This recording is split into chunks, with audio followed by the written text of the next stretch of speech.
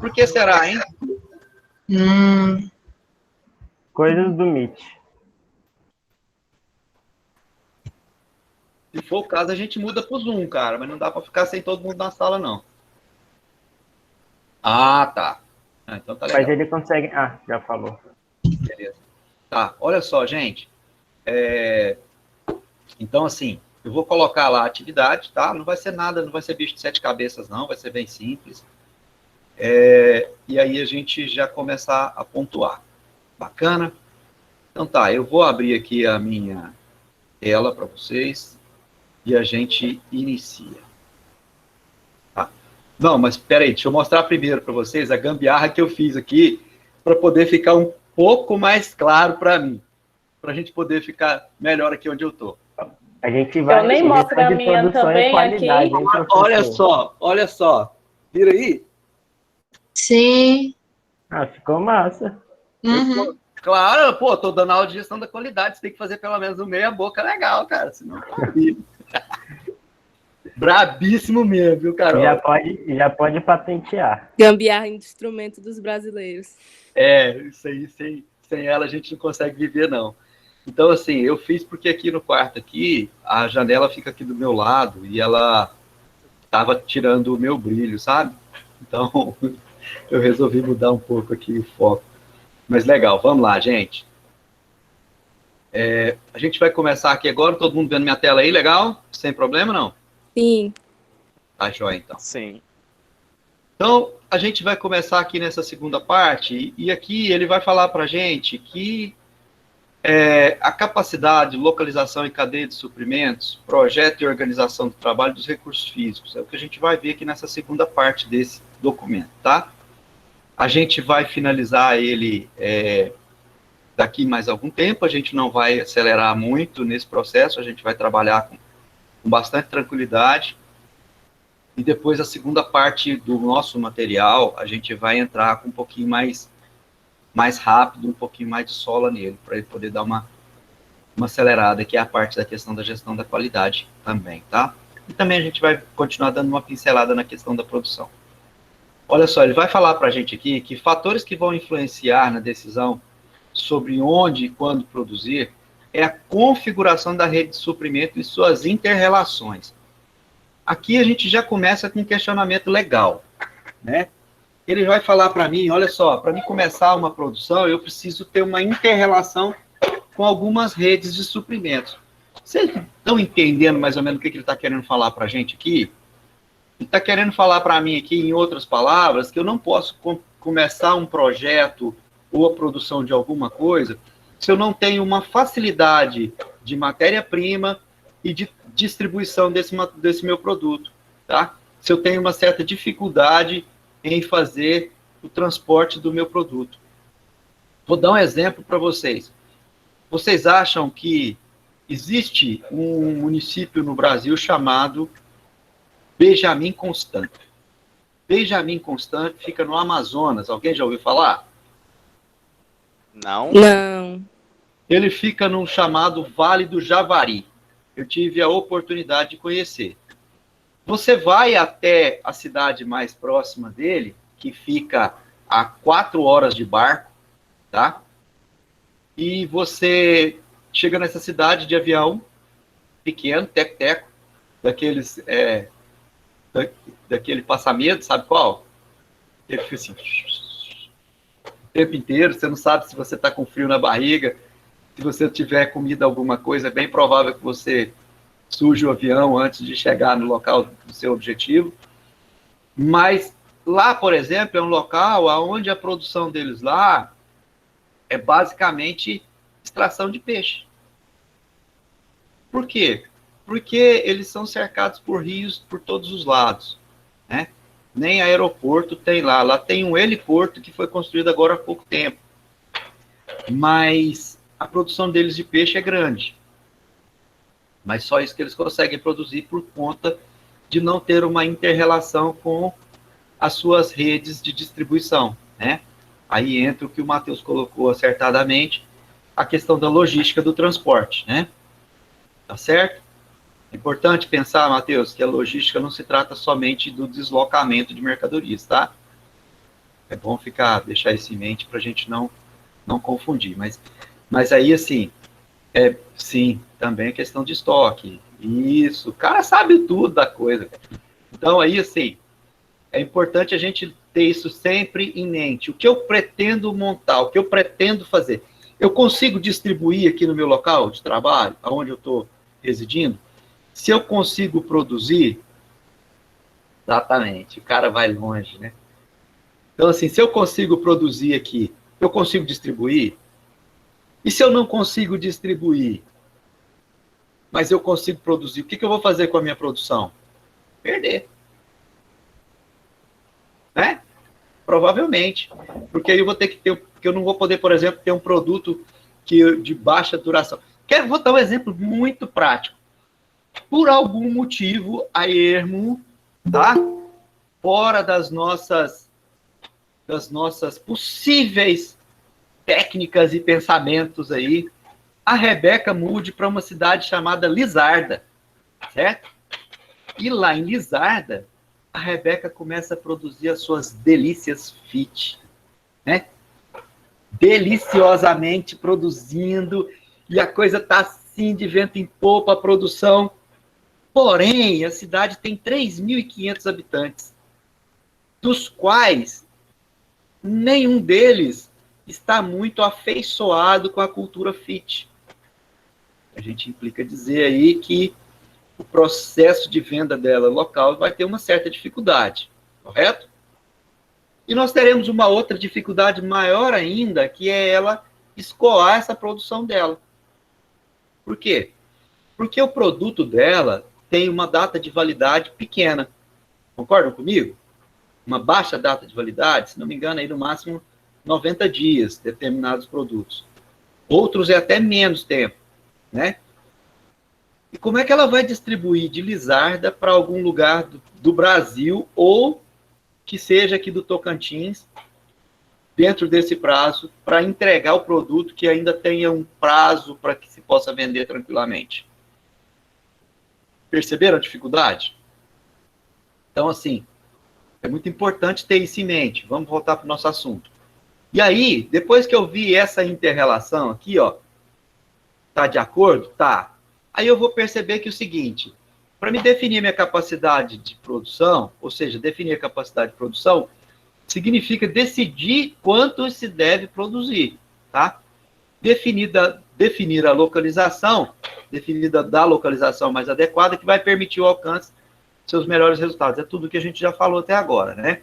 Então eu vou aqui ver que o conceito de cadeia de suprimentos vai me permitir visualizar a empresa como um sistema que pode encontrar diversas formas aí de competir no mundo afora, tá? Por exemplo, a China consegue produzir e distribuir com facilidade, né? Mas sempre foi assim? Não. Eles precisaram criar um processo de logística de distribuição que fosse adequado. A partir daí, a partir do momento que se abriram as fronteiras, ou seja, que a globalização abriu essa porta aí, vamos dizer assim, é que ela começou a escoar seus produtos. E com isso, fazer grana. Né? Então, assim, é importante a gente ter isso em mente. O que eu vou produzir, eu consigo distribuir?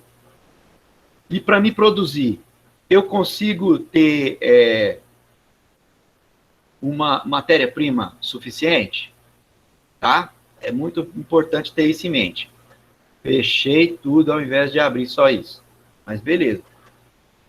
Aí, o Laugênio Martins vai falar para a gente que a capacidade de produção é a máxima, a capacidade é a máxima produção de um empreendimento. Definir capacidade de produção adequada é importante, é uma importante decisão do gestor da área de produção, tá?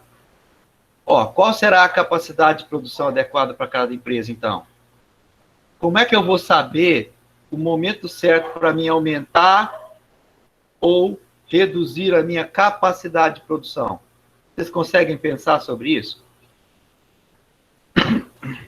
Por meio da demanda? por meio da demanda seria uma delas, né? Trade off. Quantidade, quantidade de matéria disponível, tipo, a pleno emprego. Sim, capacidade de matéria-prima disponível, abertura de novos mercados, tá? Por exemplo, a Rebeca produz só para o Tocantins, né? E ela está indo bem na produção dela aqui. E como eu, por exemplo, tenho vários parentes em outros estados, por exemplo, Rondônia, Goiás, né? Paraná, aí o que eu faço? Eu mando meus produtos para eles lá e eles começam a gostar e a coisa começa a crescer. Como é que eu faço para comprar isso aqui? Mas aqui não tem o produto do Becas Doce, do Becas Fit. Como é que eu vou fazer? Aí ficou aquela coisa e tal. E aí, como eu conheço ela, eu já falo, Rebeca, vamos dar uma expandida nesse processo aí. E a gente começa a alcançar novos mercados, né? Aí tá. Agora deixa eu fazer uma pergunta para vocês. E quando o meu produto está na internet, como é que eu faço para me expandir as minhas vendas? Rede social. Basicamente. A rede social vai ser só um veículo. Rebeca, você é muito fera. Eu acho que você vai ser marqueteira também. Exatamente, o marketing. E lá, rapaz. Tá vendo, Pedrão? A menina arrebenta, velho. Então, assim, vai ser realmente isso, tá? Vai ser essa questão de trabalhar bem o marketing. Porque, por exemplo, eu só consigo alcançar um público bacana pela internet se eu tenho um processo de marketing que seja adequado para o produto que eu estou trabalhando com ele. Certo? Né? Então, aí, a partir daí, a coisa começa a tomar uma nova forma. Beleza?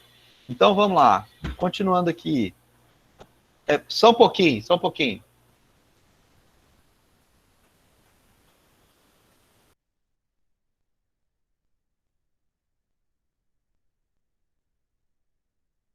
E aí, galera? Oi. Tudo bom? Opa, Desculpa aí. É que eu fui pedir para me trazerem um café e uma água. Afinal de Baderna contas, liberada. Oh, Importante. eu vi alguém ali com a canequinha, sabe? Só não gostei do emblema que tinha na canequinha, mas a caneca é linda, né? Aí, fazendo assim, sabe? Uma caneca com uns trem vermelho e preto misturado lá, eu achei aquele, sei lá, hein? Tô Essa aí eu brincando. não vi, não. Quem foi? Ah, olha o sorriso mais aberto da página que você vai ver aí. Achou! Então, olha só, gente, voltando aqui. Então, como é que eu faço para isso, né? Exatamente o que a gente falou agora há pouco, tá? E aí ele vai vir falar para a gente aqui, o Kargelski, ele vai falar que a capacidade é a quantidade máxima de produtos ou serviços que podem ser produzidos por uma unidade produtiva, tá? Aí a gente começa a entrar num assunto muito louco, chamado tipos de capacidade de produção, tá? Primeira delas, a gente vai ver aqui, é a capacidade instalada. Sem ler aqui, o que é que vocês acham que é a capacidade instalada? Valeu. Pergunta de novo, professor. O que é capacidade instalada? eu me lembro de, tipo, instalado, algo estável, então, tipo, maquinário, mas, tipo, essa máquina tem capacidade para produzir tantas coisas por hora, mas não sei se é isso. Você acabou de falar de uma máquina. Uma máquina tem capacidade de produzir tantas peças por hora, né? Então, quando eu falo de capacidade instalada, é a capacidade de produção que eu tenho. É isso mesmo, Yumi. É a capacidade máxima que eu tenho de produção, tá? Então, assim, é a mesma definição que a Rebeca falou, que é a questão da máquina, só que eu vou falar como um todo. Só que, na minha capacidade instalada, eu tenho... Cara, espera um pouquinho. Aula de inglês, professor. É importante. Tem que aprender a falar ainda. Não é para mim não, é para minha filhota. Deixa eu só ver se ela já tá online aqui. Rapidão, gente. Rapidão, peraí. Baderna liberada.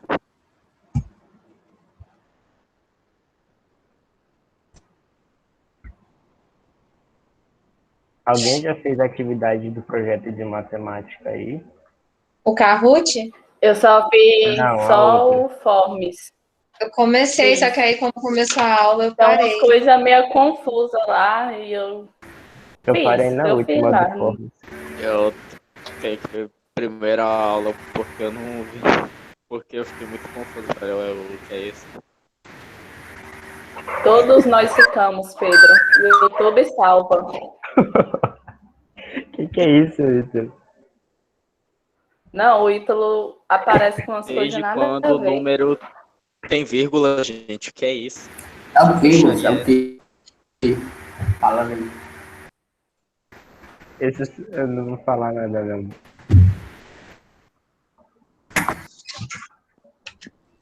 Tem que entrar no Kahoot 1h da manhã, é capaz de ter gente ainda. Eu tentei duas vezes já e não consegui. Eu não vou nem tentar.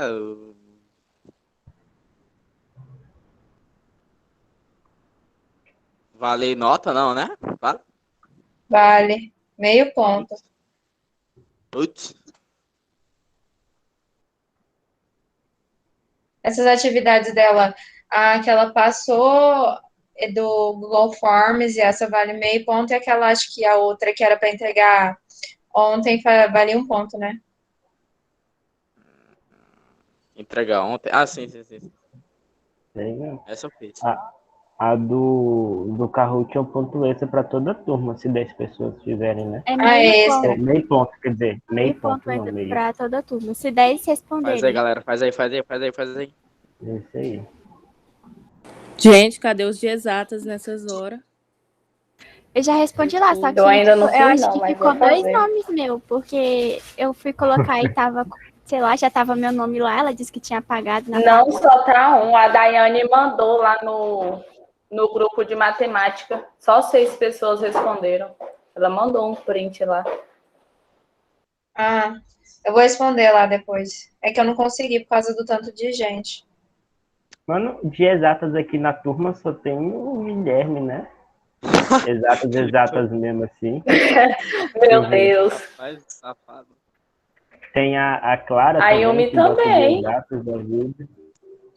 Tem a Yumi, Ah, Ana Beatriz tá. também. Mas...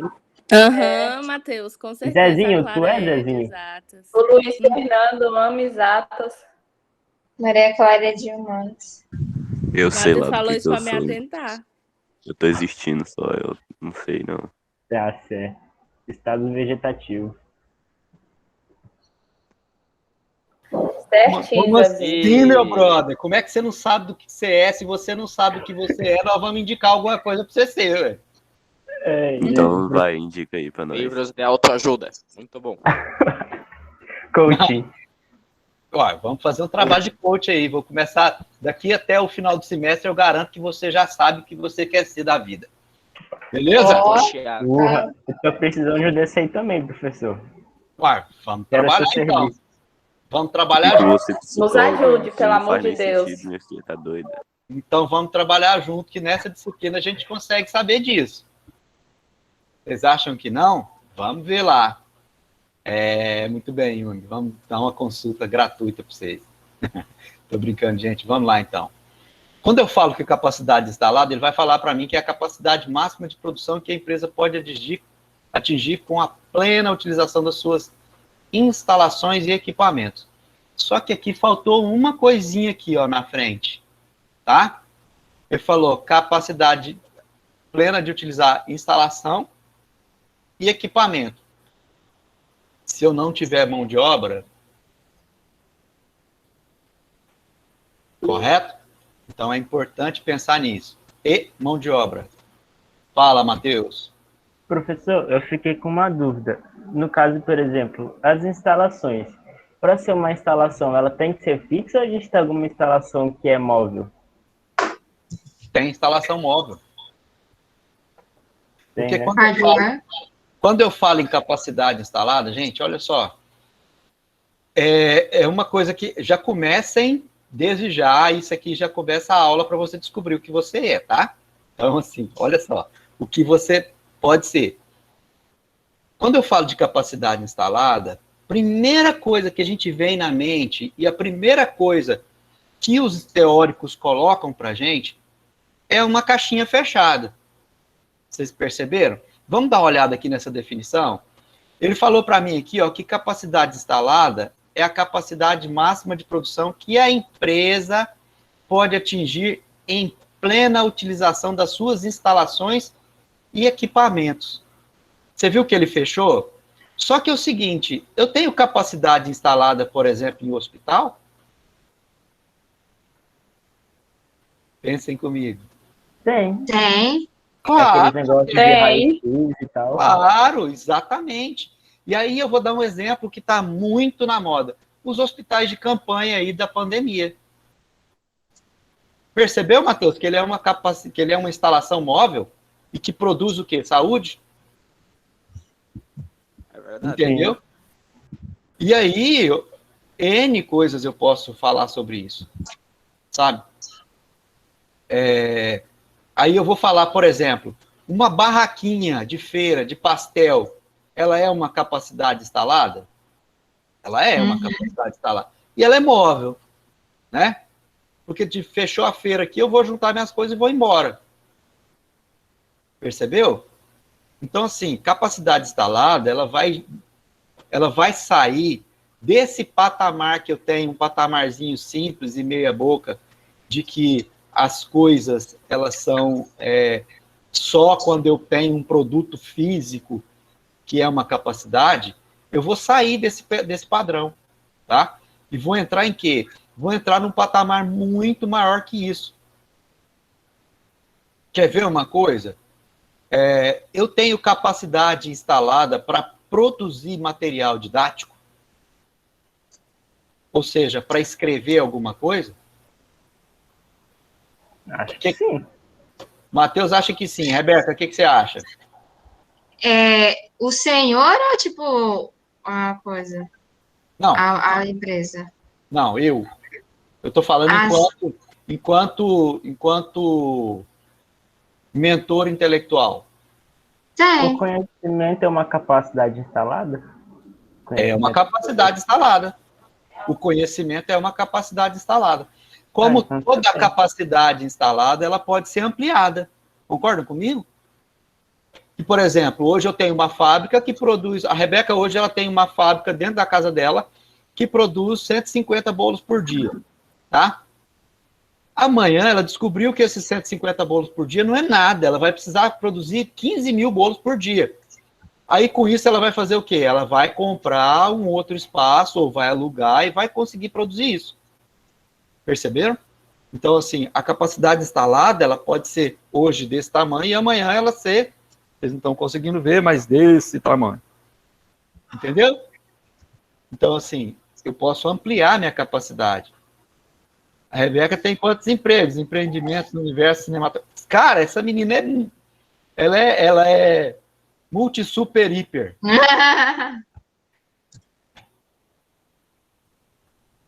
E aí, olha só, opa, alguém falou alguma coisa, eu saí da página. Professor. Eu falei assim que eu vou ter que sair agora. Ah, tá ok. Aí depois eu assisto a parte da aula que faltou. Beleza, então. Tá? Tchau, gente. Deus abençoe vocês lá. Tchau, tchau. Tchau, Vai lá Beto. fazer os bolos pra nós. Pois é. Aí, gente, olha só. E aí eu falo aqui, ó, capacidade de produção. A capacidade de produção é possível com a capacidade instalada mais os recursos materiais, humanos e financeiros. Tá. Percebeu que quando eu falo de capacidade instalada, aqui ele não inseriu mão de obra. Na verdade, a capacidade instalada, ela também quer dizer referente à mão de obra, tá? Quando eu falo capacidade de produção, eu estou falando que é a minha capacidade instalada mais aquilo que eu consigo colocar nela para gerar uma certa produção. E capacidade ociosa? Capacidade ociosa é aquilo que eu tenho de Mão de obra, máquina, equipamento e produto que eu não estou produzindo. Entenderam? Tranquilo? Vamos lá, então. No ambiente desse de produção, a capacidade ociosa que a gente não quer ter, né? Ou... Repete, por favor, Matheus. No ambiente desse de produção, tipo assim, a gente não quer ter capacidade ociosa. Certo. Né? Se eu não quero ter capacidade ociosa, eu tenho que produzir exatamente o que eu vou consumir, ou seja, o que eu vou vender. Agora eu pergunto para vocês, existe algum tipo de empreendimento que não existe capacidade ociosa? Abram a mente. Abra a sua. O digital, não sei, eu acho que não tem uma capacidade ociosa. Eu acho. O digital, ele pode até ser que tenha também, Matheus. Dependendo do que é que eu estou produzindo. Por exemplo, eu estou produzindo um software para se trabalhar na área digital. Eu produzo, por exemplo, um software muito além daquilo que a minha capacidade humana e do meu usuário local, ou o meu usuário final, no caso, meu cliente, tem a capacidade de usar. Entendeu? Então, eu tenho dentro daquele produto uma capacidade ociosa. Tá? Vou dar um exemplo para vocês de um lugar onde não existe capacidade ociosa, ou seja, capacidade de produção ociosa. Fast food. Sanduicheria. Porque é produzido sob demanda. Entenderam? Então, tudo que é produzido sob demanda, não existe capacidade ociosa, de capacidade de produção ociosa, tá? Pode ser que eu tenha capacidade instalada ociosa, mas capacidade de produção ociosa não. Entenderam, pessoal? Sim, professor. Então, assim, é importante a gente ter isso em mente. Olha só, tudo aquilo que eu produzo sob demanda, eu não vou produzir sobrando. Certo? Aí você vai virar para mim e falar assim, professor, mas então como é que aquele pessoal do espetinho deixa aquele monte de espetinho já pré-assado lá para poder, quando você chegar, ele dava praticamente uma esquentada nele e repassar ele para mim. Se aquele espetinho passar de hoje para amanhã, ele não é uma capacidade ociosa, ele não é uma produção ociosa, ou seja, produziu além do que vai consumir? É. Só que isso geralmente não acontece. Por quê? Porque esse pessoal que já trabalha com isso, eles sabem aproximadamente quanto é que eles vão vender por dia, tá? Porque, não se enganem, pessoal, hoje, por mais simples que sejam as pessoas, elas tendem a fazer um cálculo de tudo aquilo que elas estão produzindo, tá? Por exemplo, hoje eu vou produzir 10 porque eu vou vender 10. Ah, mas eu vou produzir... Vamos ver, o que você falou aí, Pedrão? Desculpa, o que falhou aqui, eu não vi. Deixa eu ver. É que nem no geladão que a gente faz aqui, é ocioso. Sim e não. Por que sim e não, Pedrão? Porque o seu geladão não é um produto que você tem que consumir ele no momento, na hora. Entendeu? Você vai produzir ele, armazenar para distribuir depois. Você não produz ele para entregar aqui na hora. Por exemplo, você não vai produzir um geladão para mim consumir ele agora. Ele demanda um tempo de cura. Concorda comigo? Sim. Bacana. Aí, olha só, ontem a gente teve uma conversa, eu tive uma conversa muito bacana com a minha turma da faculdade, todos nós que formamos juntos ontem. A gente se reuniu, tinha um bom tempo que a gente não se falava, e aí anteontem, aliás, semana passada, um dos colegas do grupo, vamos fazer uma reunião online para a gente trocar uma ideia, vamos. Aí a gente se reuniu ontem, né? Conseguimos dos 35 reunir 22. Foi show de bola. E aí, a gente conversando e tal, um dos membros nossos, um dos nossos colegas, lembrou de uma professora nossa, que inclusive já é falecida, e falando sobre a questão de que ela ensinou ele a fazer o cálculo do preço de venda de um produto. Porque na época, ele e a mãe dele faziam pamonha para vender, para eles poderem pagar a faculdade. Sabe? Então, assim, ele fazia pamonha e vendia sem saber qual era o custo, quanto é que era o lucro deles, quanto é que saía cada pamonha, sabe? Era tudo assim na tora. E aí essa professora perguntou, e eu achei muito interessante, e por isso eu estou trazendo para vocês, porque às vezes a gente consegue fazer ou produzir algumas coisas, mas a gente não sabe quanto é que custa. E aí agora, Rebeca, isso aí é para você, tá? Quanto é que custa um bolo para você? A Rebeca saiu. A Rebeca Ela saiu. Não, eu sei que ela saiu. O Eu estou professor deixando já- aqui porque ela falou que vai assistir o vídeo depois. Então, assim, como você vai assistir o vídeo depois, então já pensa aí, Rebeca, quanto é que custa o seu produto? Quanto é que custa o seu geladão, Pedro? Quanto é que é a produção dele para você? Quanto é que custa? Quanto é o custo final dele para você? Quanto é que você tem de lucro nele? Entendeu? Então, assim, vocês fazem também, né, Yumi? Então, vocês fazem o quê? O preço de custo de todos os produtos? Show de bola. Eu, quando eu tinha panificadora, também fazia isso. Agora, é canseira, né? É canseira, porque você tem que calcular, por exemplo, é isso mesmo, é uma canseirinha. Mas você sabe o que eu tinha, Yumi?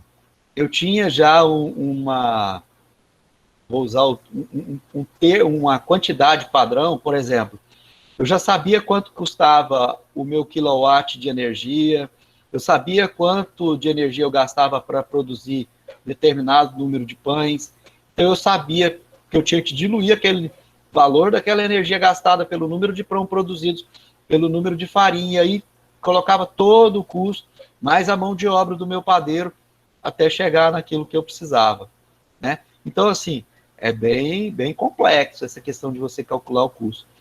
Porém, se você não calcula o custo, você fica perdido. Exatamente, tudo isso entra no custo. O gás, tudo, tá? No meu caso lá, o nosso forno era elétrico, então eu calculava a energia, né? Eu calculava o gás quando eu fritava os pastéis e os salgados, aí a gente colocava. Por exemplo, para fazer o cálculo de um sanduíche, da produção de um sanduíche, o que é que eu preciso fazer? Preciso colocar um número de coisas ali, dentro de custo fixo, dentro de custo variável, e aí vai, tá? Então, assim, por exemplo, eu tenho certeza que muitos desses pit dog que estão vendendo aí na cidade aí, muitos sanduíches desses que estão soltos por aí, o preço deles estão superfaturados em alguns casos e outros estão subfaturados, né? Então é importante a gente ver isso aí. Voltando aqui, e aí eu venho aqui, ó, para definir a atividade necessária para a minha capacidade de produção, tá? E aí eu vou fazer o quê? Qual é a avaliação da minha capacidade existente, tá? Qual a previsão de necessidade futura de capacidade? Identificar de diferentes formas, né, a capacidade, alterar a capacidade a curto, médio e longo prazo, né, e se caso alterar a demanda, o que eu tenho que fazer? A avaliação do impacto, né, da decisão a respeito dessa capacidade, a avaliação econômica, operacional e tecnológica de as alternativas de incrementar essa capacidade, seleção de alternativas para obtenção de capacidade adicional. Então, isso eu preciso ter em mente toda vez que eu vou trabalhar a questão de produção, tá, gente?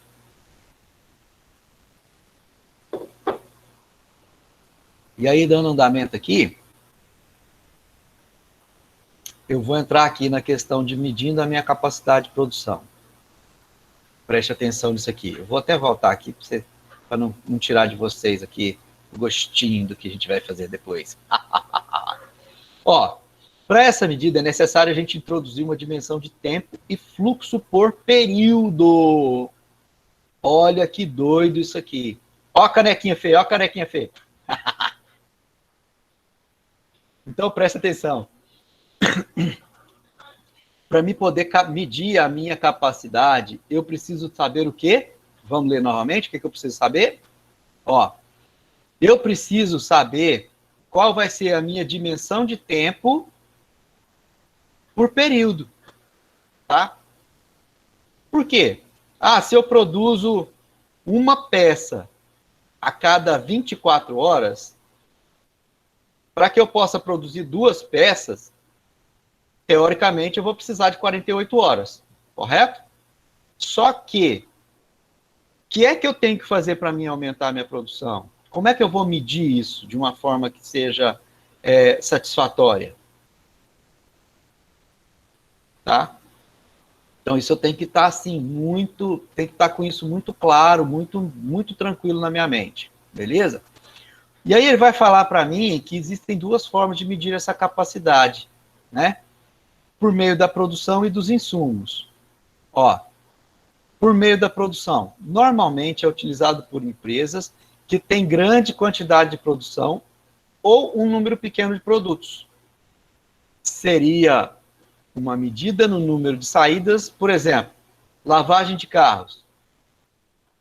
Quantos carros um lava-jato lava por dia? Quantos clientes são atendidos em um banco por dia? Perceberam as 2 discrepâncias? Tá? Por exemplo, para me saber quantos carros eu lavo por dia no meu lava-jato, é simples. Teoricamente, a gente entende que os lava-jatos têm um controle anotado do que foi que lavou no dia, né?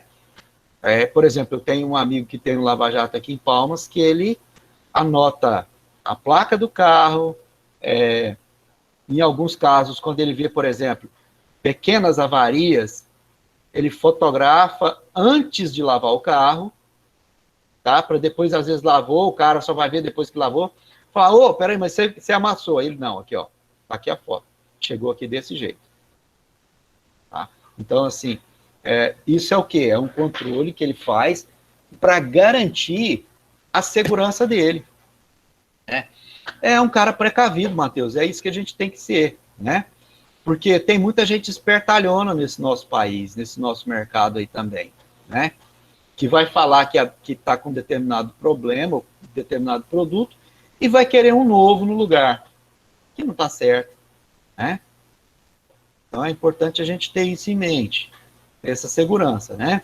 E aí ele vem falar para mim que é o seguinte, que a medida por meio da produção, ela é utilizada por empresas que têm uma grande quantidade de produção, tá? Ou um número pequeno de produtos. Seria, aí ele vai citar o Lava Jato aqui, já falei. Aí ele vem falar, a medida por insumos é a medida utilizada, por exemplo, em um hospital, uma variedade de serviços prestados. Portanto, uma forma seria por meio dos leitos utilizados. Tá? Mas será que essa seria uma forma regular de medir, por exemplo, a produção de um hospital? Não, né? Por quê? Por exemplo, alguém cai de bicicleta e tem uma fratura leve de braço. Ele vai para o hospital, chega lá no hospital, ele nem vai precisar ficar internado. Vai fazer um raio-x, colocar um gesso e liberar o cara. Entendeu? Então, se eu for calcular somente pelo número de leitos ocupados, esse atendimento ambulatorial já ficou de fora. E ele faz parte do processo hospitalar. Entenderam? Então, assim, como faz parte do processo hospitalar, a forma que eu faço para me medir a produção de um hospital é o registro de cada paciente que entra. Tá? E aí eu venho mais aqui. Ele vem falar para mim aqui que nas medidas de produção é simples para me ver. Por exemplo, quando eu falo aqui nas medidas de produção de uma fazenda, né? Primeira coisa que vem em mão é o quê? Qual a tonelada de grãos que eu produzo, tá? Se for uma fazenda de produção de grãos. Agora, se for uma fazenda com produção de gado, qual é a minha medida de produção? Tonelada de carne.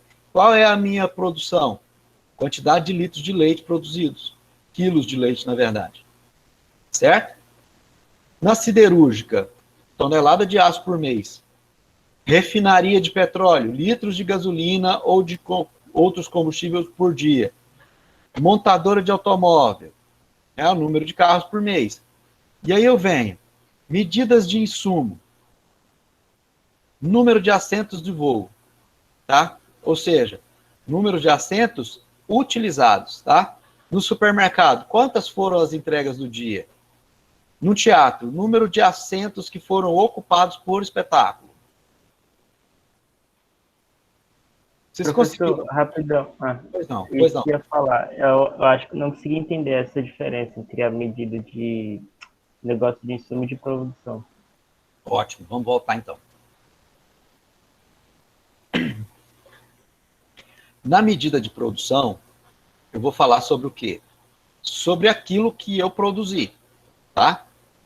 Produto físico, tá? Produto. Seja carne, grãos, petróleo. Oi, Mariana, tudo bem com você? Que bom te ver aí. Abriu a câmera, joia. E aí, assim, depois que eu faço isso, que eu tenho essa produção, eu vou calcular ela. Poderia definir assim, Matheus, exatamente o que saiu, tá? Aquilo que eu consegui tirar, botar para fora. Pô, gostei da sua observação. E como é que é a questão do insumo? Então, aí, utilizando a sua metodologia, o insumo, então, seria aquilo que entra, a produção aquilo que sai, e o insumo aquilo que entra? Pensa e me responde. Poderia, né? Cara, você é um gênio, velho. Gostei demais. Ponto extra na mão, hein? Peraí. Voou no alto, moleque. Você viu só, Pedrão? O cara arrebenta, irmão. Então, olha só. Peraí, essa aqui eu preciso colocar no grupo. Essa eu preciso colocar no grupo. Peraí, que o povo já tá falando bom dia pra mim aqui, de tudo quanto é jeito aqui. Só que eu vou falar pra eles que eu tô em aula. Até sua coordenadora do curso, olha aí, ó. Conhece ela? Não. A coordenadora não, a gente senhor. não conhece. Não? Bem, Cara, ela é muito gente boa demais, demais mesmo. Cara, cadê minha figurinha? Não tá aqui. Ah, no computador não sai, mas eu vou colocar pelo telefone agorinha. O Ariel já criou a sala de aula? Não, Ariel. Estou em outra aula. Você tá mostrando a tela do seu pra gente, você sabe, Eu né? sei. Tá. É por isso que eu falei para você, mostrei a cara da Ana Paula, falei, vocês conhecem a Ana Paula? Pior, né? Oh, meu Jesus.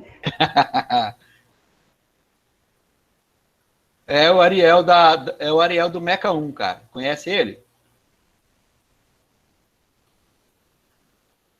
Então. Matheus, essa figurinha é pra você, velho. Aí. Massa, né? Essa foi fraca, professor. Essa aí foi fraca demais. Ai, meu Deus. Eu recebi essa aí ontem, eu achei ela o máximo, cara. O povo é criativo demais. Pessoal, alguém tem alguma dúvida com relação a essa questão da produção, dos insumos e do produto aqui? Não, senhor. Fala, Matheus. Eu tenho nos exemplos do insumo, que eu acho que o que me confundiu foi eles. Eu entendi o que é esse negócio de insumo, vamos lá. só que eu não entendi os exemplos. Tá. Medidas de insumo. Tá. Das medidas do insumo, ele vai medir para mim assim, por exemplo, numa empresa aérea, quantos vieram, ou seja, quantos passageiros entraram e assumiram o número de assentos do voo. Entendeu? Em outras palavras, quantas pessoas voaram pela minha companhia? No teatro ou no cinema, quantas pessoas entraram por cena, ou seja, por espetáculo ou por sessão de cinema? No supermercado, ele colocou aqui o número de entregas por dia. Mas isso aqui é para medir determinada coisa só, não só a questão das entregas, né? Mas eu posso ver, por exemplo, eu tenho como mensurar quantas pessoas entraram por dia. Ah, como é que eu tenho como mensurar isso? Por quantas pessoas passaram pelo caixa. Entendeu? Como é que eu vou calcular quantas pessoas passaram pelo caixa? Quando você fecha o caixa de um supermercado, por exemplo, ele já te dá o número de pessoas que passaram por aquele caixa. Sabiam disso? Porque ele vai falar, fulano de tal, se pagou com cartão ou não, já está inclusive até o seu nome lá na frente, no relatório. Então, assim, no supermercado fica fácil dessa forma. Entendeu? Mais ou menos isso. Consegui entender, professor. Agora. Alguém ficou por nada? Alguém ficou com alguma dúvida nesses pontos? Pessoal, se for ficando qualquer coisa qualquer coisa assim que fica uma pulguinha atrás, chama atenção que a gente faz a conversa de novo, beleza? O importante é que a gente vá deslanchando e que não vá ficando dúvidas. Bacana. E aí eu vou falar, aqui medindo a capacidade de produção, eu vou falar que a definição da capacidade deve acompanhar a previsão da demanda, tá? Isso é o que a gente falou também anterior, né? Pode haver flutuação dessa demanda? Pode, né? Podem haver flutuações de demanda e a organização deve definir como é que vai lidar com essas flutuações. Da mesma forma que pode haver também, além de flutuações, pode haver metodologias diferentes de atendimento a essas demandas. Que loucura é essa que você falou aí, professor? Isso é uma coisa extremamente nova, novicíssima até, arrisco a dizer. Vocês já perceberam que nós temos restaurantes aí chiques, restaurante aí de ponta, né? Que estão fazendo delivery das suas comidas? Antes eles não faziam. Então eles estão mudando as suas estratégias, né? Eu ontem ouvi uma propaganda, restaurante, não vou falar o nome dele não, porque afinal de contas eu também não gosto muito dele. Fulano de tal,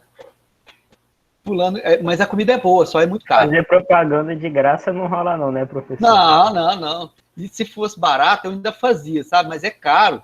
Então eu não vou fazer não. Restaurante fulano de tal, estamos trabalhando normalmente em delivery. Olha só que loucura, né? Então, assim, eu preciso imaginar que a minha demanda diminuiu. Claro, a minha demanda diminuiu. Mas o que é que eu tenho que fazer para manter essa demanda? O que é que eu tenho que fazer para aumentar essa demanda? Gente, quer ver uma coisa que esses restaurantes ainda não pensaram e que dava para fazer show de bola? Determinados restaurantes em Palmas, como é que eles abrem? Não é para casal de namorados ir para lá? Alguns deles terem os seus jantares românticos? Não é verdade? Por que é que esses restaurantes ainda não pensaram em fazer uma cesta romântica para entrega para esses casais? Tipo assim, venha comemorar com seu amor. Não. Levamos, exatamente, Carol, tá aí, os dias dos namorados estão chegando.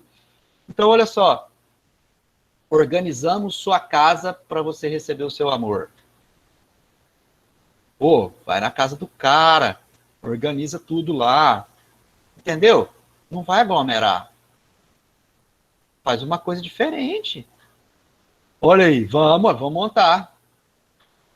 Vamos ficar ricos. Só que aí a gente vai fazer assim, o quê? Só que para o nosso público nós vamos fazer hamburgueria romântica. Leve seu amor para comer um x-tudo? Não. Leva o x-tudo para você comer junto com seu amor. Pronto. O cachorro quente romântico. Muito bem. Entendeu, pessoal?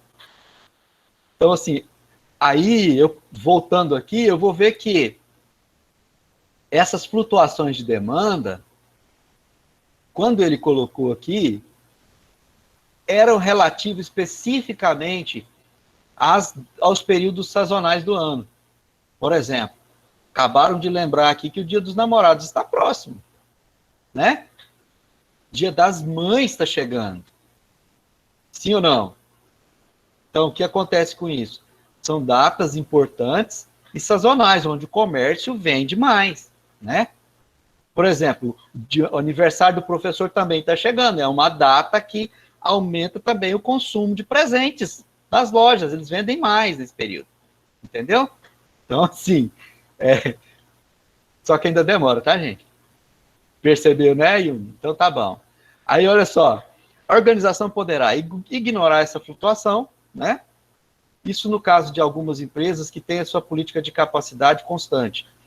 Quais são os tipos de empresa que têm a sua capacidade de demanda e produção constantes? Independendo da época do ano. Parem para pensar e me digam.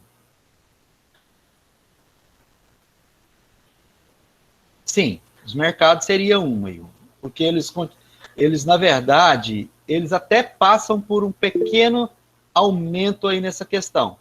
Por quê? Só um pouquinho, Matheus. Por que eles aumentam um pouquinho essa produção? Ah, não, beleza.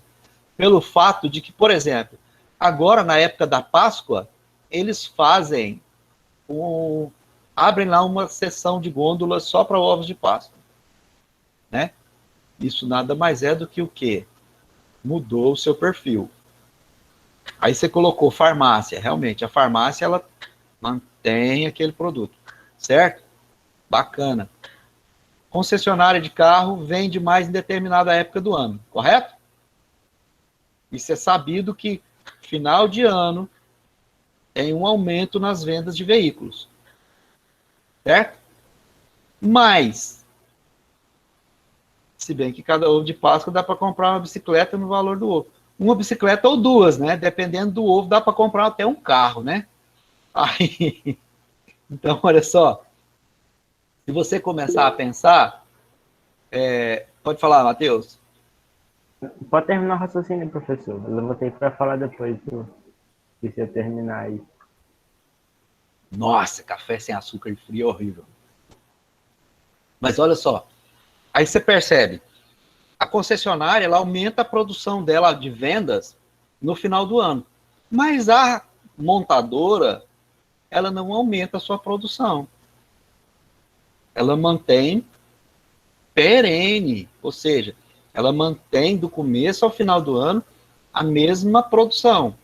Ele só vai aumentar a sua produção caso os seus veículos tenham um up de vendas. Entendeu?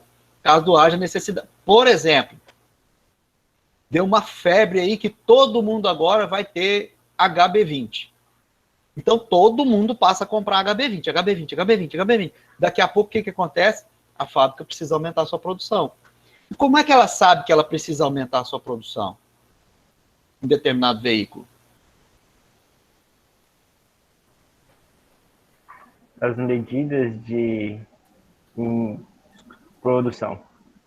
Exatamente, Uno, porque começa a faltar o produto no mercado. Tá? Aí, voltando aqui, Matheus, fala aí. Não, eu ia falar uma coisa, mas agora eu vou falar duas, tá? A primeira coisa que eu ia falar é que antes da pandemia, né, a gente saía muito para poder comer fora. Tipo assim, nesses trailerzinhos de hambúrguer que fica, tal, no pastel da Praça de Girassóis. E aí a gente percebia que, dependendo da época do ano, o número de clientes diminuía. Por exemplo, como estava na época de chuva, pouca gente saía, porque estava chovendo e tal, a pessoa prefere ficar em casa, no mais quentinho, enfim. E aí quando estava, por exemplo, igual ontem estava com calor doidaço. Se tivesse no tempo normal, estaria lotado, provavelmente, porque o povo não queria ficar em casa. Tá quente, foi ficar em casa para quê? E a outra coisa que eu queria falar também é que, sei lá, esse conteúdo que você está apresentando para a gente hoje tem alguma relação direta com a economia? Porque eu estou lembrando muito das aulas de economia do ano passado. Tem. Oferta e demanda? Também, Pedro. Mas você não consegue falar de economia se você não fala de produção. Tá? você não tem sucesso na economia se você não tem produção. Porque o que gira a economia mundial é o quê? Produto. Correto? Então, ele tem uma ligação sim, Matheus. Só que, assim, o nosso foco hoje é um pouquinho diferente de falar da produção para gerar economia, para movimentar e para girar economia. Tá? A gente fala sobre isso de forma indireta, né? Por exemplo, se a gente fosse falar no processo aqui, especificamente de produção, isso, exato. Se eu fosse falar especificamente da questão da produção para a economia, eu voltaria aqui, ó, deixa eu mostrar para você aqui, o que eu falaria aqui, ó. Nessa medida de produção, eu já ia falar para você assim, ó, ao invés de usar medidas de produção para me falar sobre a questão aqui dos meios de produção e tudo, eu ia falar para você da seguinte forma, as nossas commodities são insumos. São medidas através, a nossa medida de commodity, ela é feita de que forma? Ela é feita através de medidas de produção. Por que você está falando commodity, professor? Porque eu já utilizaria um termo financeiro. Eu falaria da área de economia, que seria a área de bolsa de valores e que voltaria. Porque isso aqui tudo é commodity, ó. Você começa a ver, ó. Tonelada, ó, siderúrgica, refinaria de petróleo. Esse aqui não é commodity, mas é o único, tá? Daqui você vai ver muito mais coisas que são especificamente commodities. Tá certo? Então eu utilizaria esses termos, porque aí a gente conseguiria deixar claro para vocês essa praia, tá? Quem foi o professor de vocês de economia? O Granja? Mestre Granja. Professor Joseane de Menezes Granja Júnior. Esse aí mesmo. Conheço essa criatura desde 2001. Você acredita num negócio desse? Pouco tempo demais. Rapaz, olha que show de bola, né? E eu fui... eu participei da banca que avaliou ele para entrar no Instituto. Quase isso, Pedrão. Quase isso. Então, assim, bacana demais. E aí eu venho, olha só. Algumas organizações, né, a organização poderá ignorar a flutuação, né? Foi aquilo que a gente falou dos veículos, né? Pode ajustar a capacidade a essas flutuações, tá? Eu posso tentar mudar a demanda para ajustar a minha disponibilidade também, tá? Vamos ver aqui, essa segunda aqui, um exemplo disso. A gente acabou de falar sobre a questão dos ovos de Páscoa, certo? Quais são as empresas que produzem ovos de Páscoa? Nestlé, a Garoto, né? E outras tantas. Vamos usar só essas duas como exemplo. Durante o ano todo elas produzem isso? Não. Não? Não, elas não produzem durante o ano todo ovos de Páscoa. Elas produzem só naquele determinado período, Pedro. Entendeu? Então aí ela vai fazer o quê? Ó? Ela ajusta a capacidade dela, né? Para quê? Para acompanhar a demanda, tá? Que demanda é essa? Um período sazonal do ano, que é a Páscoa. Entenderam?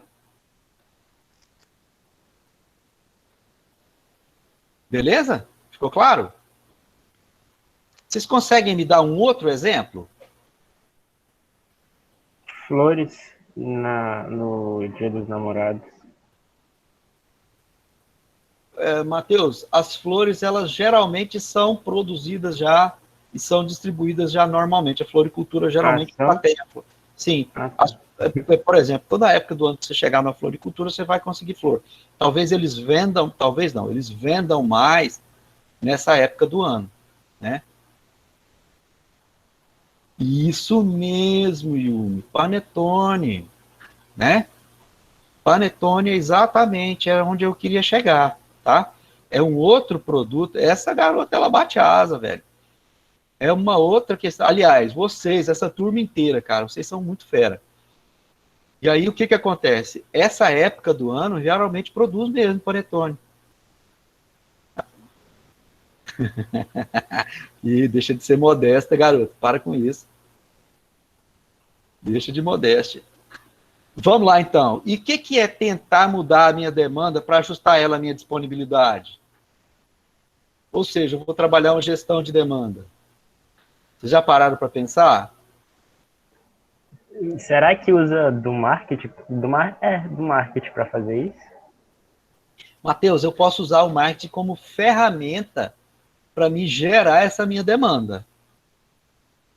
Entendeu? Quer ver uma coisa muito louca aqui? Eu tenho, por exemplo, hipoteticamente, um carrinho de cachorro-quente, certo? No meu carrinho de cachorro-quente, eu vendo o quê? O que tem? Quais são os produtos do meu cachorro-quente? O pão, a salsicha, molho de tomate, né, com bastante tomate, batata palha. O que mais tem no cachorro-quente? Me ajuda aí, gente. Aí eu milho, às vezes. Milho, ervilha, né, um monte de coisa. E aí eu lambuzo ele com maionese, ketchup, e aqui a gente quase não usa mostarda, né? Mas também, bacana? Show de bola. Porém, eu vendi e no meio do caminho eu derramei o meu recipiente que estava com molho de tomate. Perdi todo o molho de tomate. E agora? Como é que eu vou fazer? Como é que eu vou fazer? Olha aí. São Paulo tem até purê de batata. Pois é, velho. Não dá para entender um negócio desse. Isso aí não é cachorro-quente, isso é um almoço completo, né? Então, aí eu, como sou um cara inteligente, esperto, começo a... Vocês já comeram um tradicional cachorro-quente norte-americano? Aí o povo, não! Pois vem experimentar um tradicional cachorro-quente tipo americano. Sabe o que acontece? Você sabe como é que é o cachorro-quente nos Estados Unidos? Cachorro-quente nos Estados Unidos é o quê? É um pão, salsicha e só. Entendeu? Pão, salsicha, ketchup e mostarda. Só isso. Tá? Para nós é sem graça, porque a gente já está acostumado com toda aquela parafernália, né? Eu já vi uma pessoa pedir um cachorro-quente e pedir para tirar a salsicha, deixar só as outras coisas. Aí você já viu. Não, mas aí Não. Mas é só burro mesmo. Meu irmão, tem gente para todo jeito, cara. O brasileiro é um cara diferenciado, velho. Nós somos outro patamar. Eu fui na casa da minha tia, numa cidade e tal, e aí perto da casa dela tinha um desses negocinhos de pipoca, não tem? Só que era de cachorro quente. Aí era tipo um self-service, sabe? Tinha lá na bancada lá os potinhos cheios de tinha frango, tinha queijo, um bocado de coisa lá. E você ia e começava a se servir. E fazia aquela mistureba lá e falava que era cachorro quente depois. Eu não sei nem definir o que era. Mas estava escrito que era cachorro quente. Pois é. Então, assim, aqui no Brasil, o que define o cachorro quente não é nem o pão com a salsicha, é o modelo do pão. Que é aquele pão bisnaguinha, o compridinho. E se você, por exemplo, pegar tudo que eles colocam hoje num cachorro quente, colocar num prato, tá? E você pegar do lado, colocar um pão do lado, você tem o quê? Um belo de um almoço. Pensa comigo se não é. Se você jogar um macarrão com salsicha e aquele tanto de molho, pô, fica bom pra caramba, velho. Deixa eu dar uma olhada aqui nos chats, porque tem muita coisa boa saindo aqui. Vamos lá. Ó. Deixa eu começar aqui. Ó, Camila fala que é um insulto chamar pão com salsicha de cachorro-quente. Ô, Camila, mas nos Estados Unidos é assim que eles fazem, garota. um cliente encomendou um bolo de morango sem morango, só com a calda. Vocês estão vendo? O cliente pediu um bolo de morango sem morango. Entenda. É mais ou menos pedir o cachorro-quente sem a salsicha, né? O brasileiro está tão acostumado a se ferrar que ele já sabe lidar com tudo. O brasileiro é um cara safo, né? A gente usa a nossa criatividade de diversas formas. Muita gente usa para o bem, muita gente não, né? E é isso mesmo, Yumi, vai entender a cabeça desse povo, né? E o Adson concorda com a Camila. O Adson, eu também concordo com a Camila, sabe? Mas assim, se você for ver, o tradicional mesmo é só isso, é pão com salsicha, cara. A gente é que inventa, né? Eu não sei se vocês... Ele com pão, o molho é legal, mas colocaram purê de batata, eu já vi com vinagre, batata palha, virou um almoço completo, cara. O cachorro quente é uma refeição gigante agora. Exatamente. Eu gostava quando era simples. Exatamente. Então é isso, né? Eu não sei se vocês se lembram, há alguns anos atrás, talvez muitos anos atrás, eu não tenho noção, porque tem muito tempo que eu deixei de assistir televisão, então eu não sei quanto tempo parou de fazer essa propaganda, mas tinha uma propaganda de nem sei o que ele falava assim, que o brasileiro era um cara que inventava e tentava e fazia diferente, né? Você é brasileiro, então invente, tente e faça diferente. E essa é a definição do brasileiro, né? Vocês já perceberam isso? Que a gente inventa e vai tentando, e aí você coloca num cachorro-quente purê de batata, meu irmão. De onde é que esse cara tirou essa ideia de colocar purê de batata no cachorro-quente? Esse cara devia estar numa larica muito louca quando criou esse negócio. Não é não? Fala a verdade. Só pode ser, cara. Eu também acho que é mó triste, velho. Você vê um bagulho desse assim, seco daquele jeito, né? Beleza. Acho que o ano passa dará... Cada ano que passa, beleza, gente. Ó, fiquei traumatizado com o macarrão com salsicha, que teve um tempo que só macarrão com salsicha. Que isso, cara? Que isso? Ó, também não consigo entender aquele sanduíche com 3 hambúrgueres, nem dá para morder. Oi, homem. Não cabe, a boca da gente é pequena demais para tamanho daquilo. É quase isso, né? Chega a dar aqui nos cantinhos assim, Beleza, gente? Eu vou voltar aqui para o nosso material. Vamos lá. Professor, o horário é 9h10, não é? Ih, lascou então. Lascou. A gente Quem se fala? empolga. Não é? Tá. Ó. Beleza, sanduíche 3 hambúrgueres. Gente, beijão no coração de vocês. Foi bom demais. É bom estar com vocês. A gente se empolga e perde a hora mesmo. Falou! Falou! Tchau.